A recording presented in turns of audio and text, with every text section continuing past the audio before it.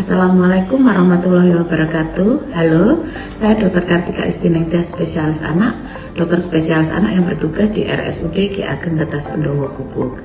Apakah stunting itu? Stunting adalah kondisi gagal tumbuh di mana tinggi anak di bawah standar rata-rata usianya yang terjadi karena kekurangan gizi yang kronis atau sudah berlangsung lama. Ini bisa terjadi dari dalam kandungan sampai masa pertumbuhan. Dampak stunting sendiri itu tidak main-main ayah dan bunda. Yang pertama, anak tidak akan bisa mencapai tinggi yang sesuai dengan usianya.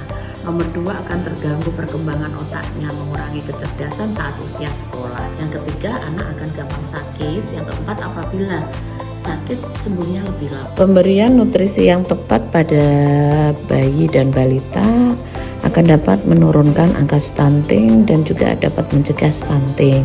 Pemberian nutrisi tepat yang seperti apa ya Bunda yang bisa kita berikan pada anak-anak kita?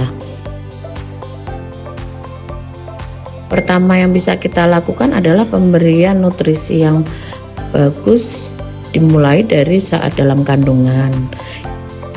Ibu hamil dapat konsultasi kepada ahli gizi puskesmas, dokter obgyn atau dokter anak di puskesmas sehingga nutrisi yang tepat akan bisa diberikan ke bayi dari dalam kandungan.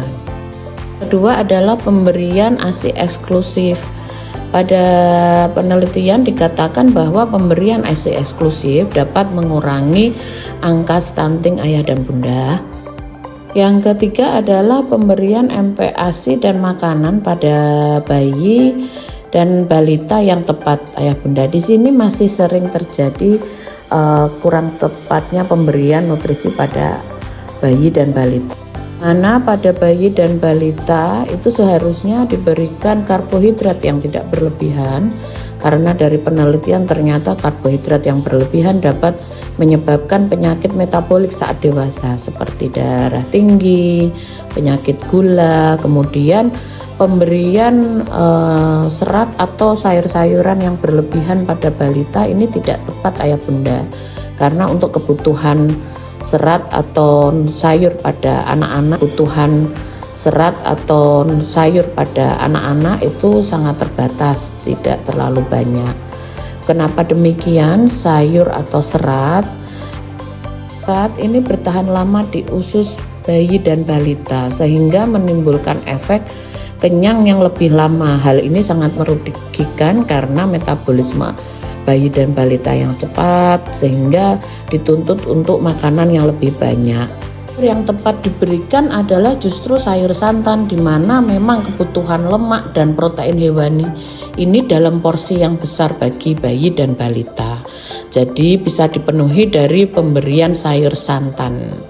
Ingat ayah bunda, sayur yang diberikan sayur santan ya, bukan sayur bayam atau sayur sop.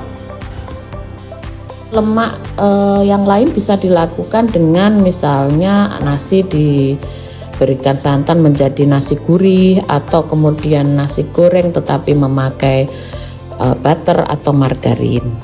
Lain yang penting adalah pemberian protein hewani, bukan protein nabati ya ayah dan bunda. Protein hewani ini meliputi contohnya adalah 1, telur ayam kampung, telur ayam negeri, telur bebek, telur puyuh. Kemudian yang kedua bisa daging ayam, kemudian daging sapi, daging ikan, baik ikan laut maupun ikan tawar, itu bisa diberikan. Bagaimana pemberian ASI atau susu formula menurut WHO? Pemberian ASI dapat diberikan sampai usia 2 tahun apabila tidak terdapat gangguan pertumbuhan, tetapi susu formula dapat dipertimbangkan apabila terdapat gangguan pada pertumbuhan. Susu formula jenis apa yang bisa diberikan kepada bayi dan balita? Tentunya yang sesuai usia yang pertama, yang kedua sesuai dengan budget atau dana, kemudian dan mudah dicari. Untuk cemilan yang dapat kita berikan pada bayi dan balita Cemilan yang diberikan harus diperhatikan ayah bunda. Lebih baik kita memberikan cemilan seperti jajanan pasar, contohnya Nagasari yang kaya akan santan, kemudian kroket, risoles yang di dalamnya sudah terdapat protein, terdapat lemak, daripada kita memberikan cemilan-cemilan yang adiktif tetapi tidak ada nilai gizinya. Demikian penjelasan sedikit tentang stunting dan nutrisi yang tepat ayah dan bunda. Mari kita usahakan anak kita terhindar dari stunting dengan pemberian nutrisi yang tepat, sehingga anak kita dapat tumbuh dan kembang secara optimal. Terima kasih. Wassalamualaikum warahmatullahi wabarakatuh.